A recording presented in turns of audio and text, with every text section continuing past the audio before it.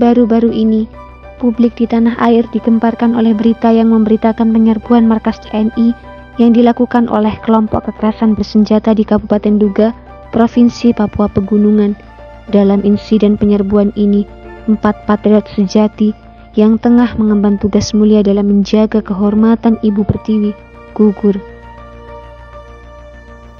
Konflik di bumi Cendrawasih terus-menerus terjadi selama puluhan tahun, sejak tanah Papua terintegrasi dengan Indonesia pada tahun 1963, hingga masyarakat sampai bosan mendengar banyaknya korban yang berjatuhan akibat konflik ini di tiap tahunnya. Lalu, apa yang melatar belakangi konflik ini, dan apa kepentingan yang diperjuangkan oleh para pemimpin kelompok ini?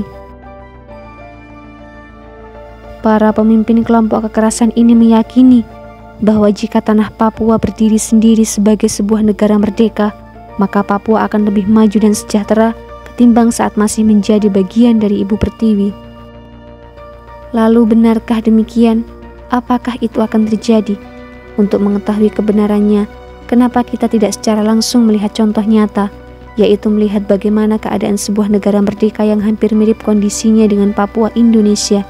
Negara tersebut adalah negara Papua Nugini, yang masih berada dalam satu pulau dengan Papua Indonesia. Mari kita ulas negara satu ini. Sekilas tentang Papua Nugini. Papua Nugini adalah negara kepulauan yang terletak di ujung timur Pulau Papua, berbatasan dengan Indonesia di sebelah barat dan Australia di sebelah selatan. Negara ini memiliki kekayaan alam dan kebudayaan yang melimpah, namun juga memiliki banyak sekali tantangan yang harus diatasi. Papua Nugini memiliki luas sekitar 462.840 km persegi. Negara ini terletak di bagian timur Pulau Papua, dengan wilayah yang meliputi sebagian dari pulau tersebut. Papua Nugini juga berdaulat atas beberapa pulau yang terletak di sekitarnya, termasuk Kepulauan Bougainville, Kepulauan Manus, dan Kepulauan Bismarck. Sebelum akhirnya, wilayah Kepulauan Bougainville merdeka dan menjadi negara independen sendiri. Papua Nugini pada tahun 2021 diperkirakan memiliki populasi sekitar 9,2 juta jiwa, atau lebih dari 2 kali lipatnya populasi Papua Indonesia yang berpopulasi sekitar 4,3 juta jiwa, dengan laju pertumbuhan penduduk sekitar 3% per tahun, menjadikan Papua Nugini sebagai negara yang punya tingkat fertilitas yang cukup tinggi. Dalam hal kebudayaan, Papua Nugini adalah negara yang paling beragam di dunia. Papua Nugini memiliki lebih dari 800 bahasa yang berbeda, menjadikannya sebagai negara dengan jumlah bahasa terbanyak di dunia, mengalahkan Indonesia, dan budaya yang sangat beragam dari suku-suku di pegunungan hingga masyarakat pesisir.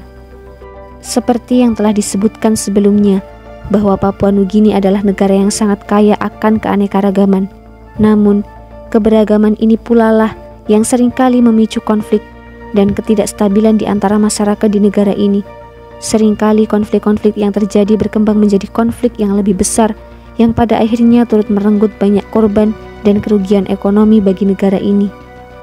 Berikut ini adalah beberapa alasan yang menyebabkan kenapa Papua Nugini sulit untuk membangun persatuan dan cukup sulit untuk mencapai kemajuan ekonomi.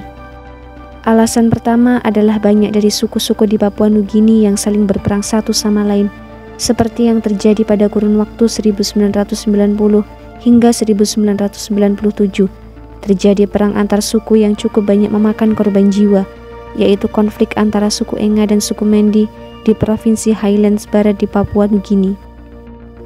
Konflik ini disebabkan oleh ketidakpuasan suku Mendi terhadap kebijakan pemerintah yang memberikan keuntungan ekonomi yang lebih besar kepada suku Enga. Konflik ini mengakibatkan ribuan orang tewas dan sekitar 47.000 orang menjadi pengungsi, menurut laporan di Internal Displacement Monitoring Center pada tahun 2021. Lalu pada periode yang hampir bersamaan, juga terjadi perang antar suku di wilayah lain, yaitu konflik antara suku Huli melawan suku Tari. Mereka saling bertempur dalam memperebutkan wilayah yang kaya minyak di Provinsi Tari, dan kedua pihak masih terus berperang satu sama lain hingga saat ini. Hingga konflik yang terparah dan tak kunjung usai sampai saat ini adalah konflik antara suku Highland dan pantai.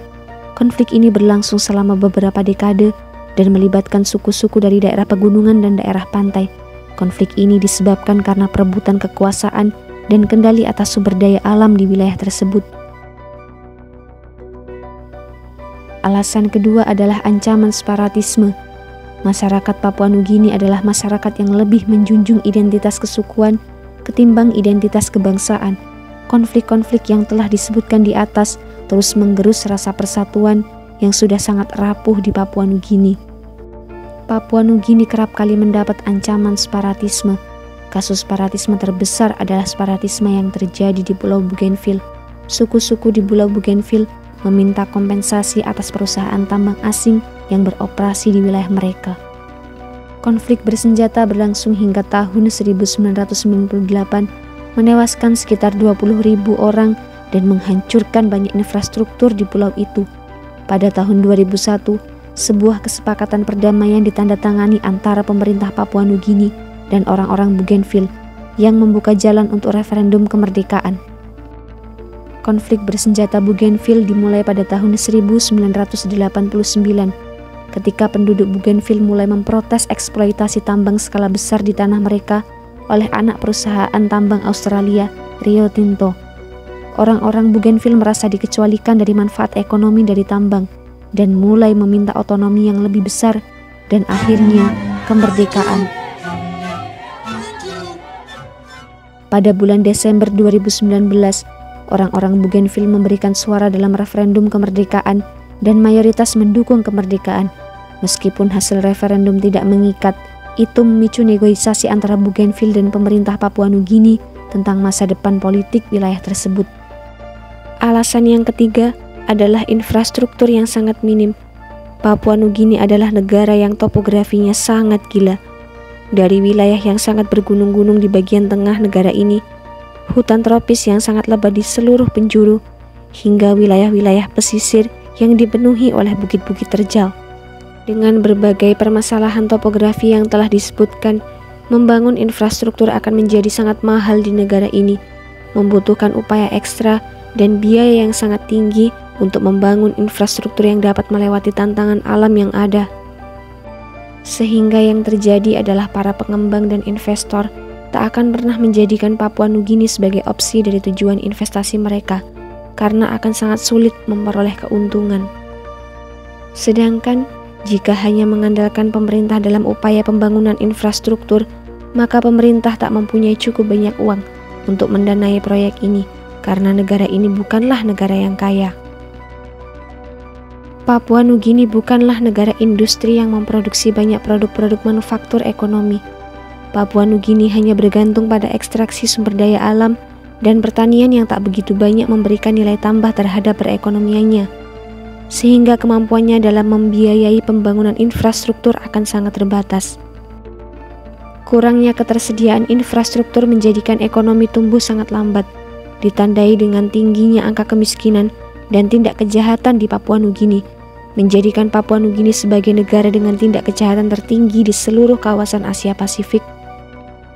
Luas Papua Nugini hanya 25%-nya luas Indonesia, sedangkan populasinya hanya 3% dari keseluruhan populasi yang dimiliki oleh republik ini.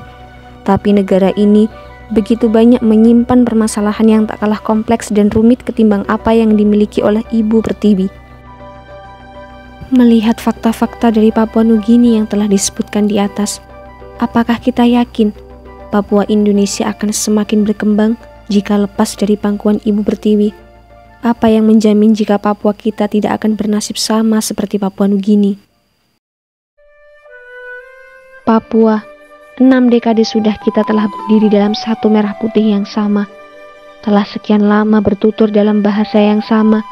Mungkin ada kalanya Ibu Pertiwi terkesan tak adil dan terkesan tak memperhatikan, tapi itu tak berarti bahwa Ibu Pertiwi lantas akan meninggalkanmu. Berikanlah kesempatan sekali lagi kepada Ibu Pertiwi untuk membuktikan bahwa kalian adalah bagian dari kami. Biarkan Ibu Pertiwi menebus kesalahan atas segala pembiaran di masa lalu. Berikan Ibu Pertiwi waktu untuk terus berbenah dan membangun bumi cendrawasih.